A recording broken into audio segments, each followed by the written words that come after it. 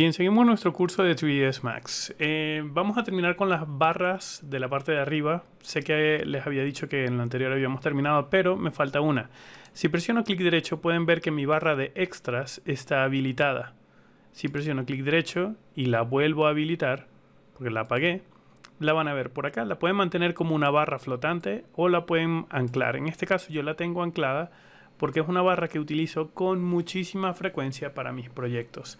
Tiene varias opciones y ya les voy a explicar de qué se trata cada una. Entonces voy a ampliar mi área de trabajo al W en el teclado, voy a crear un plano y esto es importante, saber las distancias o las medidas de los objetos que tenemos cuando vamos a utilizar el array.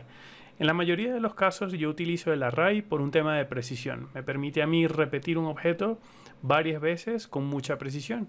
Entonces, si ese es mi objetivo, también lo podemos hacer al ojo por ciento sin sacrificando la precisión, pero si este es mi objetivo en este ejercicio, lo voy a hacer con precisión. Entonces, voy a irme a mover.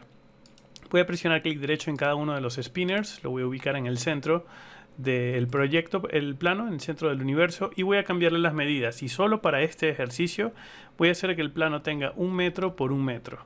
¿Ok? Es bastante grande, pero va a ser suficiente para ilustrar lo que quiero mostrar. Bueno, vamos a hacerlo más pequeñito. Sí, de 1 metro está bien, porque mantener unas unidades simples en la cabeza nos va a ayudar a entender mejor cómo funciona.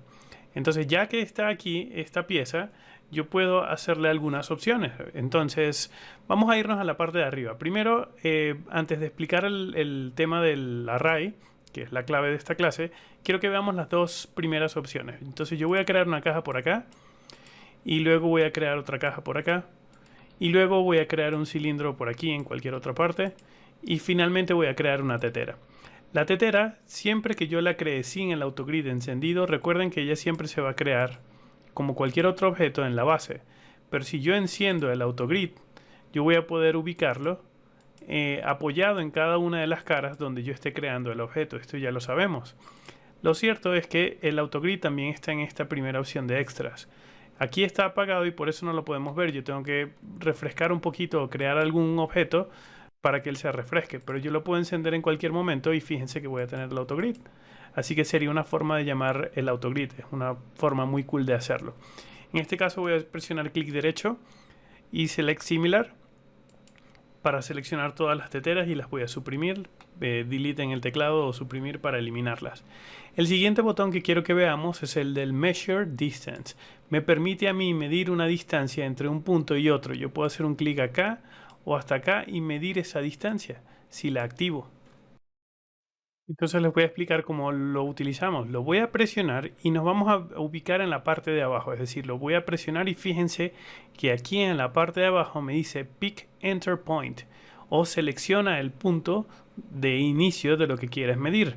Yo puedo hacer un clic, por ejemplo, por aquí y hago un clic fijo y fíjense que aparece una línea punteada que me va a permitir colocar el siguiente clic, por ejemplo, por aquí, y me va a decir, bueno, la distancia de ese punto al otro punto son 9.43 en distancia general, y luego el desplazamiento en el X, en el Y y en el Z, los valores de cada uno de esos puntos de referencia. Pero si quisiera un poquito más de precisión, tengo que combinarlo con el snapping. Entonces voy a encender el snap y voy a presionar clic derecho para asegurarme de no estar en grid points, sino seleccionar vértices. Y entonces ahora esta herramienta toma una nueva dimensión porque ahora sí es de mucha utilidad para el uso dentro de 3ds Max. Lo activo y con el primer clic me puedo apoyar en esta esquina y con el siguiente clic me apoyo en la otra y puedo ver que la distancia completa es de 1 metro correcto.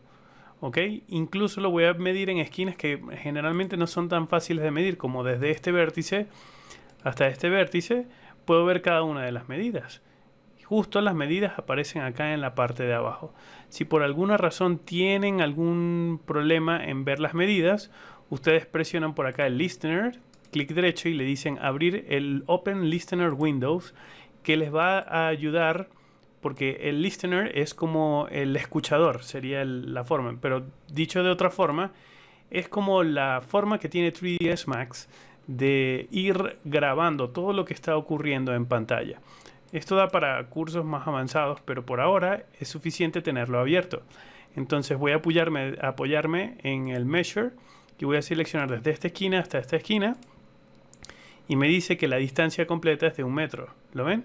Y desde este vértice vamos a hacer lo mismo. Desde este vértice de esta esquina hasta este, la distancia son .200 o 2481. ¿Ok? Entonces sepan que está la opción del measure para medir. Hay otras formas de medir, pero esta resulta muy rápido cuando quieres saber la distancia entre un objeto y otro. ¿Y por qué es importante saber la distancia? Uno, porque queremos movernos con precisión cuando nos toque hacerlo. Y segundo, para la siguiente opción. Entonces ahora voy a tomar todos estos elementos y los voy a eliminar. Y luego voy a utilizar este plano para hacer algunas opciones. Pero antes quiero hacer algunas modificaciones. Por ejemplo, fíjense, voy a crear una tetera por acá. Y vamos a crear, sí, una tetera y un cilindro por aquí. Simplemente para hacer que se vea distinto. Y ambos objetos los voy a seleccionar presionando control. Y voy a cambiarles el color visualmente. Todavía no hemos visto materiales, así que lo vamos a hacer con color. Voy a seleccionar estos tres objetos y temporalmente los voy a agrupar en un grupo. Y voy a presionar OK. Yo sé que las dimensiones del plano son de 1 metro por 1 metro. Esto me va a ayudar muchísimo a entender cómo voy a clonar o copiar un objeto. Entonces, en clases anteriores yo le enseñé cómo hacerlo presionando el botón de Shift para clonar un objeto o presionando Control V en el teclado también. Pero ahora vamos a hacerlo con la opción de Array. Si lo mantengo presionado, el Array tiene varias opciones interesantes. En este curso más adelante, cuando estemos viendo animación, probablemente exploremos la opción de la que tiene la reglita, que es la opción de Spacing Tool. Pero por ahora nos vamos a ubicar únicamente en la opción de Array, que sería el primer botón. Lo presiono y me dice, oye, está bien, quieres hacer Array, pero hay un error. Obviamente voy a presionar OK porque para hacer un array yo necesito seleccionar un objeto y entonces presionar la opción de Array. Cuando se abre la opción del array yo tengo, me voy a alejar un poco para que lo veamos, un menú. El menú me va a permitir elegir cuántas copias, y hay un montón de opciones, pero es facilito. Primero, entender cómo se va a copiar el objeto. Se va a copiar como copia, como instancia o como referencia. Esto ya lo aclaré en clases anteriores de este curso. En este caso yo lo puedo hacer como instancia para que todos los objetos tengan los mismos valores. ¿Recuerdan ese cordón umbilical? Bueno, por ahí está. Entonces de aquí lo voy a mantener como instancia, pero si no queremos que se respete ese vínculo entre los objetos y que cada uno sea distinto para que los podamos modificar, podemos hacerlo como copia. Luego, ¿qué cantidad de objetos? En este caso 10 es muy alto, yo voy a colocarle un valor de 3 para que lo podamos ver. Pero pueden ver que en ningún momento yo estoy viendo las copias. Entonces vamos a seleccionar la opción de Preview, vamos a activarla para yo poder ver las vistas previas. Y en este caso ya las estoy viendo, pero están montadas una encima de la otra. Porque el array te permite clonar un objeto o una selección que tengas hecha a lo largo del eje X, Y y Z en diversas combinaciones. Entonces, si yo quiero 3 copias del eje X en este sentido y yo le doy 1 metro, por ejemplo, voy a ver las 3 copias separadas a 1 metro de distancia. Si le doy más de 1 metro, ellas se van a separar a más de 1 metro. Pero recuerden que mis planos tienen 1 metro. Así que si yo les doy una copia o un espaciado de 1 metro en el eje X, se van a crear esas copias de esta forma. Y si yo quiero más copias, las voy a ir agregando o las puedo ir apagando. Para ello tienen que ver el preview. El preview es la única forma de poder ver estas copias. También puedo decirle que en el eje Y ellas se desplacen 1 metro. Entonces los estaría copiando de esta forma a través de sus esquinas, porque lo estoy desplazando 1 metro en este eje y 1 metro en el eje Y. También podría decir que en el eje Y, por ejemplo, un 0.5 para que sea la mitad del valor. Es decir, nos da máxima precisión para repetir y clonar un objeto a lo largo de una superficie. Es muy interesante esto porque solo si tenemos las dimensiones reales del objeto vamos a tener muchísima precisión con esto. Entonces imagínense que aquí le voy a decir que no quiero que haya valor, pero en el Z a lo mejor sí quiero. Entonces ellas van a crecer en el Z en valor de 1 metro y se van a mover en el Z. ¿Ok? Pueden jugar con todos los valores que ustedes crean convenientes. Y esos primeros valores que les estaba comentando son los de mover nada más. Imagínense si yo los empiezo a combinar con rotaciones. También puedo clonar un objeto que se esté rotando a lo largo de un eje o a lo largo de otro eje. En este caso vamos a moverlo hacia acá para otro eje. Ok, vamos a decirle que nos muestre el preview de este objeto. A ver, preview, aquí estamos. A lo largo de este eje puedo ir combinando o clic derecho. O también podemos combinar los tipos de array. Fíjense que estoy teniendo arrays en un solo eje porque estoy incrementándolos por acá. Pero puedo elegir utilizar otro tipo de array. Puedo decirle que quiero 2D, por ejemplo. Entonces no solamente se van a clonar en el eje X, sino quiero que en el eje Y también se clonen 1 metro. Y entonces le doy a la vista previa. ¿Cuántas de estas necesito? 2, 3, 4, 5, las que ustedes necesiten. Y si necesitase un tercer nivel de array, también lo puedo hacer. En este caso, por ejemplo, separándolas en 1 metro en el eje Z. Y también puedo decirle quiero 1, 2, 3, 4 copias. Fíjense lo sencillo que es copiar un montón de elementos a lo largo de un terreno, ¿ok? O de una escena en el que estén trabajando de forma automática solo con el array. Y en este caso, nuevamente el preview me permite a mí tener una vista previa.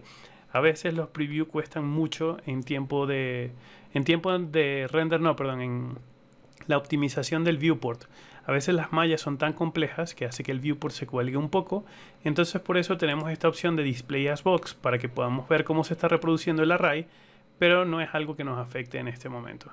Entonces creo que está muy interesante esta opción. Voy a apagar el Display Box y en este caso voy a presionar OK.